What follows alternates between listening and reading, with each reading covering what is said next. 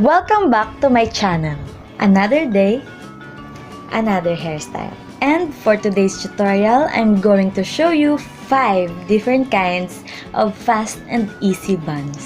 If you're new to this channel, please subscribe and don't forget to click the notification bell to get notified when I post new videos. Let's start.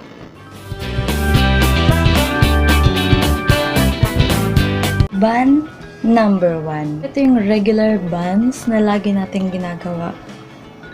So, common na siya.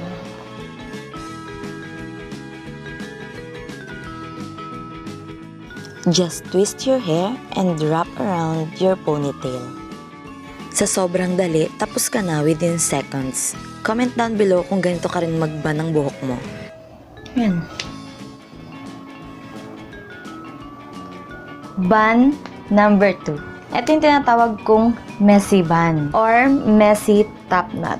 Ang gagawin natin na ngayong messy bun is isa lang sa taas. So, magpo-ponytail ka as high as you can. Half lang. And since makapal siya, hahatiin ko siya sa dalawa. So, ang gagawin natin, Gamit ang dalawang daliri, ipwesto ito sa gitnang bahagi ng buhok. and twist. Twist and twist. Mahigpit.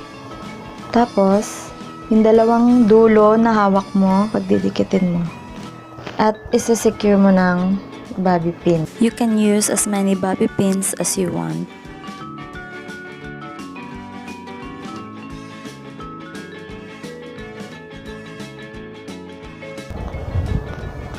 Okay.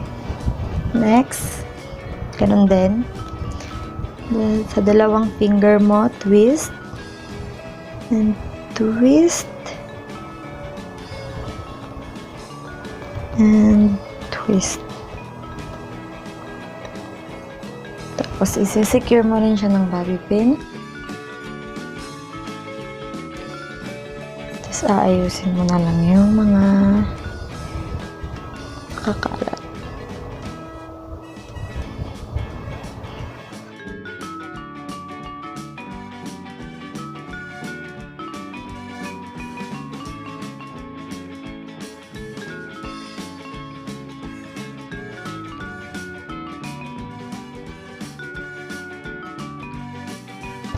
And you're done.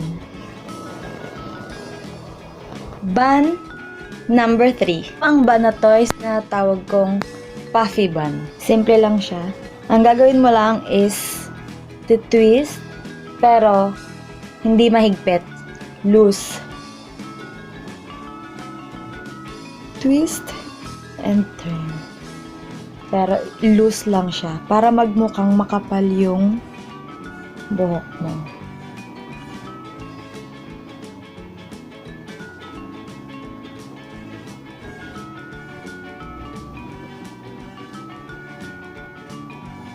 Yan. Secure mo ng bobby pin.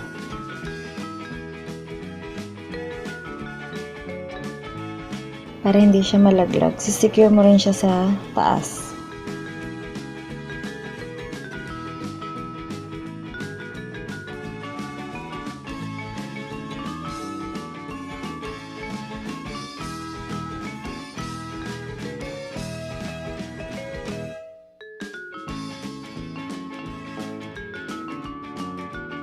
And you're done. Bun number 4. The braided bun. Gagawa ka lang ng braid. Regular braids lang siya.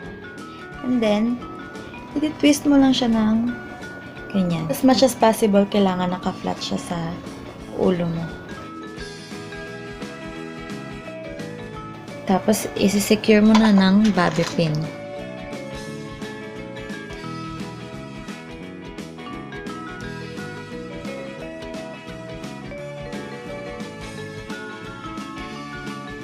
Ganon din sa kabila.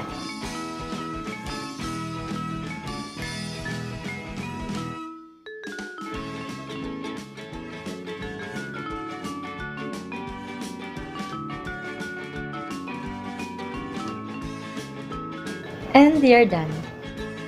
Bun number 5.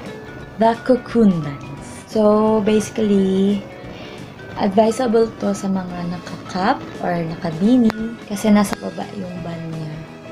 Twist mo lang siya ng ganyan.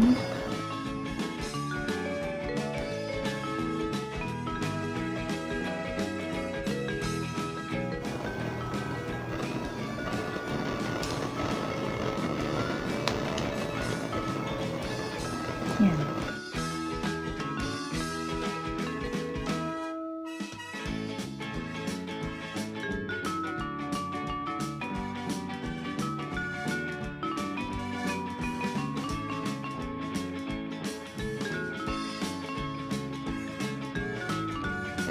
Simple and easy.